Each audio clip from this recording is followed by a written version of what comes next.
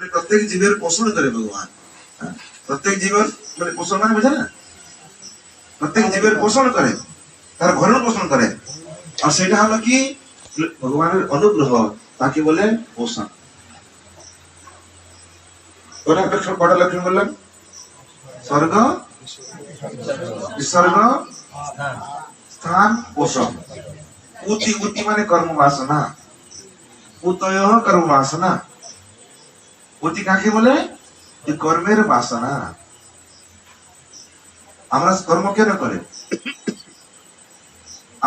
আমাদের যে কর্ম, ধ্যান নেবেন।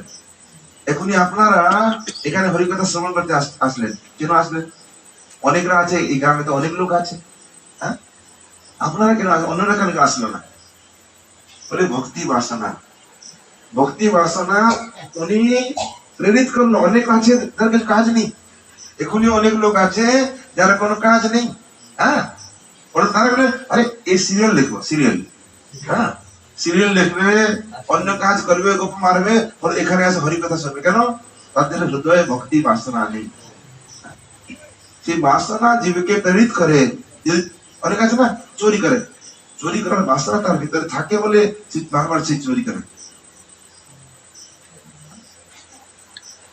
বাসনা, বাসনাটাই কর্মের জন্য প্রবৃত্ত করায়। এই জন্য ধ্যান দিবেন, কর্ম নষ্ট হয়ে কর্মের বাসনা নষ্ট হয় না। আমরা যে কোনো কর্ম করি, সে কর্ম বাসনা রূপে আমার ভিতরে থাকে, আর সেই বাসনা বারবার সেই কর্মে প্রবৃত্ত করায়। আর সেই বাসনা নষ্ট, কর্ম নষ্ট হয়ে যায়, কর্মের বাসনা নষ্ট হয় না। সেই বাসনাকে বলে উতি, উতয় কর্ম বাসনা। আর মন্বন্তর কথা, মন্বন্তর মানে অনেক মন্বন্তরের কথা। মন্বন্তর কাকে বলে? ধ্যান দিবেন। 60 মিনিট হলে কি হয়?